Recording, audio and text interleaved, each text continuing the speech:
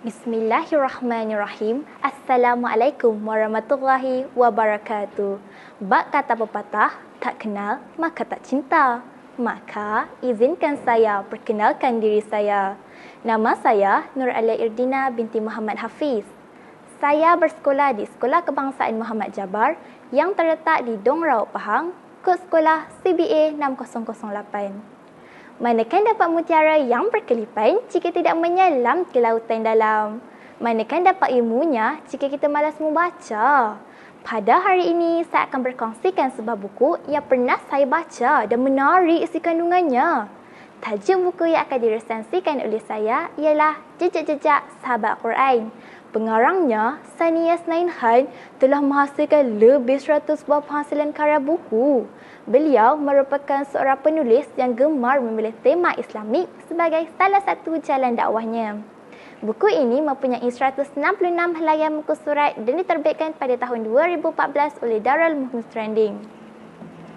Buku ini mempunyai 30 buah kisah yang menceritakan tentang kehidupan Nabi-Nabi. Kemudiannya, 30 buah kisah merupakan pengajaran yang boleh diaplikasikan pada kehidupan kanak-kanak pada hari ini. Pada bahagian bawah buku ini, diceritakan betapa gigihnya perjuangan Nabi dan Rasul dalam menyebarkan agama Islam. Mereka melalui pelbagai rintangan dan ujian untuk membuktikan bahawa mereka benar-benar orang pilihan yang sanggup memikul amanah berat sebagai seorang Nabi. Seterusnya, dengan mengambil watak kanak-kanak dan situasi semasa, penulis cuba memberikan pendedahan apakah tindakan yang sewajarnya yang boleh diambil oleh kanak-kanak apabila mereka menghadapi sesuatu masalah dengan berpandukan kisah Nabi tadi. Buku ini juga disusun dengan menekankan prinsip-prinsip kehidupan sebagai seorang Muslim.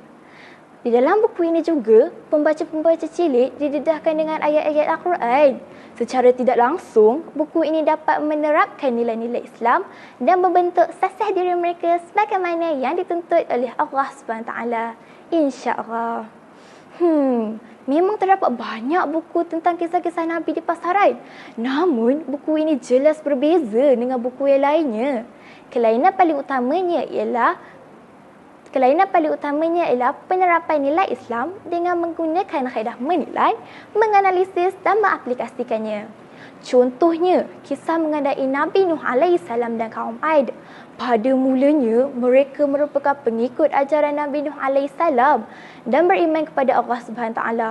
Mereka telah digunakan kemahiran dalam bidang sains dan seni. Pelbagai bangunan cantik dan tersusun telah dibina oleh mereka. Kerana kehebatan itu, mereka menjadi sombong dan degil.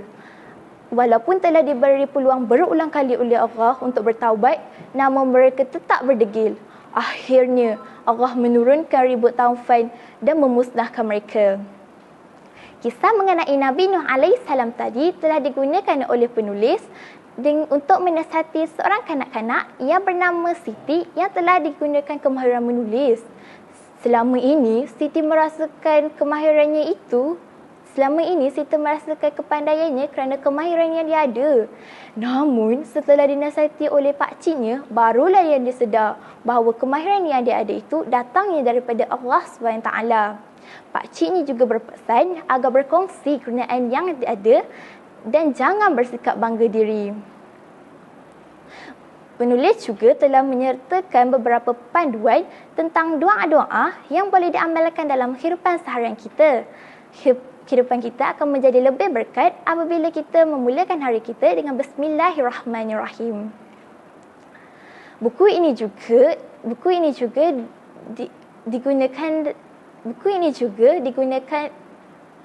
bahasa yang digunakan juga mudah difahami oleh kanak-kanak. Pada bahagian berdepan buku ini, penulis menggunakan warna-warna pastel untuk mencantikkan lagi buku di hadapannya. Pepatah ada mengatakan, jangan menilai sesebuah buku daripada melihat luaran sahaja. Namun, pada pertama kali saya melihat buku ini, terus saya jatuh cinta dan ingin membacanya. Kesimpulannya, buku ini amat memikat hati saya dan dapat memberikan pelbagai pengajaran yang boleh diamalkan dalam kehidupan seharian saya. Selain itu, buku ini juga dapat menjadikan diri saya menjadi seorang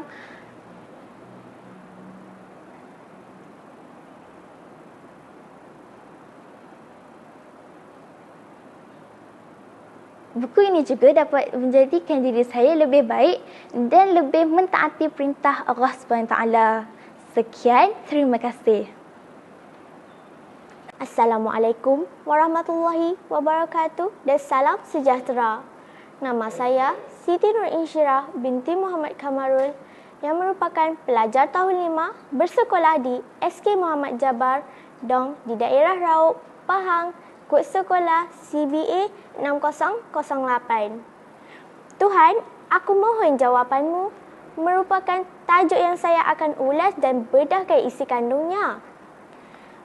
Buku ini ditulis oleh Azura Zamri yang berasal daripada Sungai Petani, Kedah. Penulis lebih gemar menulis buku motivasi dan buku ini adalah buku kali keempat buatnya yang diterbitkan pada tahun 1992 oleh Galeri Ilmu Sendirian Berhad. Terdapat 226 muka surat di dalam buku ini.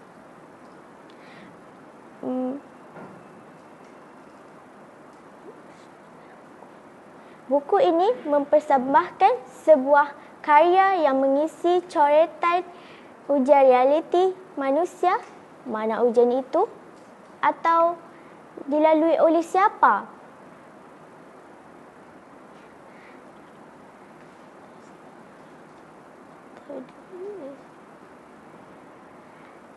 Di bahagian pertama, penulis cuba menukilkan 32 dari dalam luahan hati dan perasaan. Penulis cuba selami dirinya dalam tempat seseorang dan menceritakan perasaan dan luahan hati.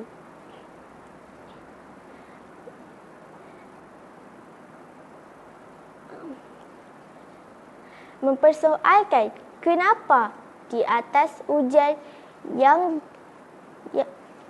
diterima. Seterusnya, di bahagian kedua ialah jawapan bagi setiap persoalan. Seterusnya, disambung dengan bahagian ketiga yang merangkumi 32 kata-kata pesanan. Bagi saya, seorang remaja yang meningkat dewasa mesti banyak persoalan yang berligar-ligar dan berkecamuk di fikiran saya. Saya ingin menjadi hebat dan disukai oleh rakan-rakan. Tentunya saya mahu semua jawapan dan cara kemahuan saya tadi. Buku ini merupakan hadiah yang paling sesuai dan tepat oleh ibu saya dalam membantu membuat keputusan serta pembentukan karakter dan peribadi saya. Melalui bacaan, barulah saya faham yang kita tidak boleh lari daripada ujian hidup dan bukan semua perkara yang kita ingin dapat dipenuhi. Contohnya, di dalam diary ketiga mempersoalkan kenapa cita-citaku tidak kesampaian. Penulis menggambarkan bagaimana sayunya hati apabila ingin masuk ke Menara Gading tidak kesampaian. Melihat rakan-rakan berkongsi cerita di dalam media sosial, hati semakin gundah gulana. Di bahagian kedua buku, barulah saya mendapat jawapan bagi setiap persoalan. Kita tidak boleh menyalahkan Allah di atas doa yang tidak terbalas. Buangkan segala prasangka yang buruk. Jika tidak terpilih, tidak semestinya dunia akan menjadi gelap. Sebenarnya Allah telah menyediakan rezeki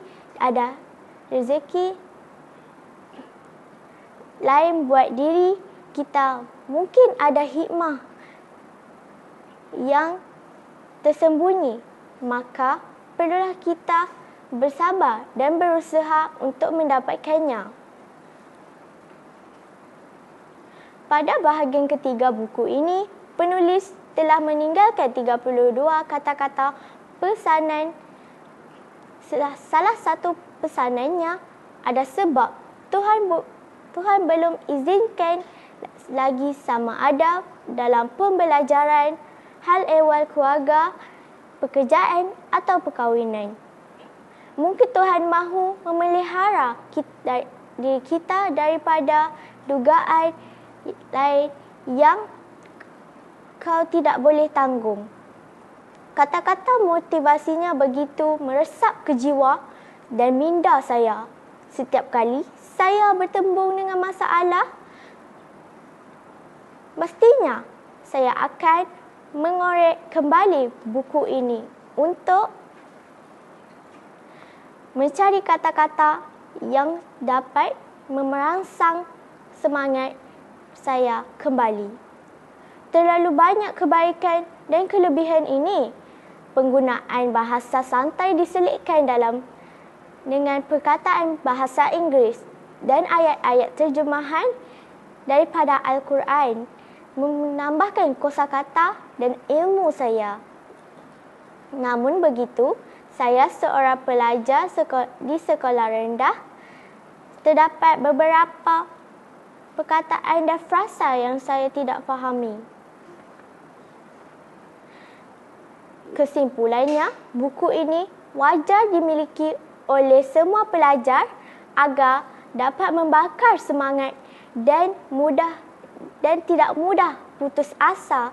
Seterusnya, jika jadi sesuatu perkara dapat membuat sebarang pertimbangan dan keputusan yang wajar dan tepat. Sekian, terima kasih. Nama saya Muhammad Muizuddin bin Muhammad Suhaili, berumur 11 tahun.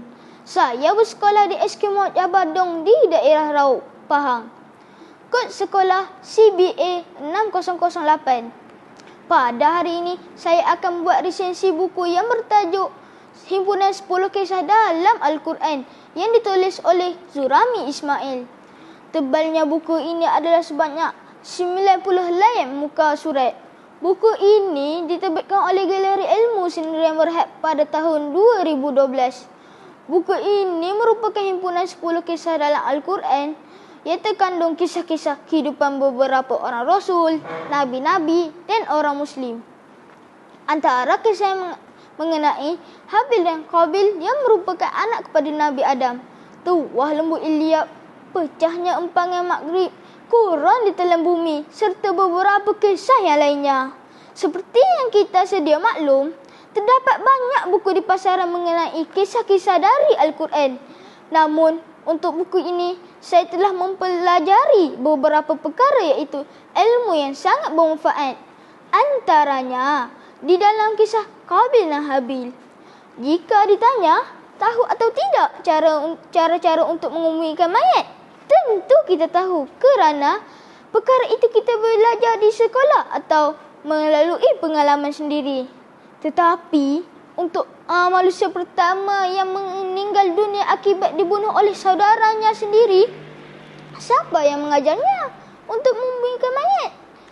Pada pendapat saya, kisah yang berlaku kepada Qabil dan Habil ini boleh kita jadikan pengajaran. Akibat hasutan syaitan, tergamak Qabil membunuh saudaranya. Dalam keadaan panik dan menyesal, Qabil tidak tahu apa yang perlu dilakukan pada mayat adiknya. Allah telah membantu Qabil dengan menghantar burung gagak mengajar Qabil cara menggembumikan mayat adiknya. Jelaslah, buku ini mempunyai kelainan isi cerita dengan buku-buku yang lain yang bertema kepada bahan bacaan Islami. Selain itu, penulis juga bijak mengolah semula kisah-kisah daripada Al-Quran dalam bentuk kreatif untuk menarik minat kanak-kanak membacanya. Seterusnya, buku ini juga mengandungi banyak pengajaran dan nilai murni. Antaranya, kita perlulah bersyukur dengan kurniaan Allah dan tidak bersikap tamak. Kisah Malaysia menjadi keras masa zaman Nabi Daud alaihissalam dan pecahnya empangan Maghrib pada ketika pemerintahan Raja Sa'bah kurun di telan bumi, dan kisah pemilik kebun yang malang bolehlah jadikan teladan kepada diri kita. Pada setiap kisah-kisah yang disebut tadi, Allah telah memberikan nikmat dan rezeki yang melimpah ruah kepada mereka. Akibat daripada kekayaan yang dimiliki, mereka menjadi lupa dan sombong. Akhirnya, Allah telah menarik balik segala harta mereka yang miliki. Firman Allah mengenai kisah Qarun. Lalu, kami timbus dia bersama rumahnya dalam tanah. Maka, tidak ada baginya sebarang golongan yang boleh menolong selain Allah. Dan ia pula tidak dapat menolong dirinya sendiri. Surah Al-Qasas ayat 81. Diambil di muka 100 di dalam buku ini. Pada setiap pengharian kisah di dalam buku ini, penulis telah menyertakan firman-firman Allah bagi mengukuhkan lagi penceritaan juga sebagai peringatan kepada pembaca. Bagi diri saya sendiri, buku ini telah membantu membentuk pemikiran agar tidak menjadi di antara mereka yang rugi dalam kehidupan dan sentiasa berwaspada dalam melakukan sesuatu perkara. Pada pandangan saya, buku yang seumpama ini memang amat menarik jadikan bahan bacaan kepada pelajar bagi menggalakkan minat membaca mereka. Penulis boleh saja memasukkan gambar yang berwarna, menjadikan bahagian isi dalamnya lebih menarik. Kesimpulannya, buku ini boleh dijadikan sebagai satu lagi khazanah dalam gegendong ilmu. Buku daripada kisah-kisah benar ini perlulah terus dihayati. Pengajaran yang agar sentiasa subur dalam minda kanak-kanak. Sekian, terima kasih.